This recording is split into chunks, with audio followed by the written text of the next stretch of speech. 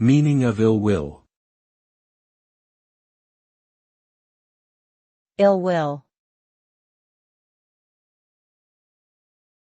Ill will. Ill will. Ill will.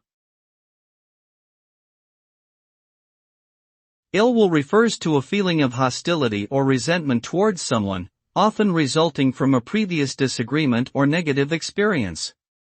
This emotion can lead to actions or words that are intentionally harmful or negative towards the other person. It can be detrimental to relationships and can lead to further animosity and conflict.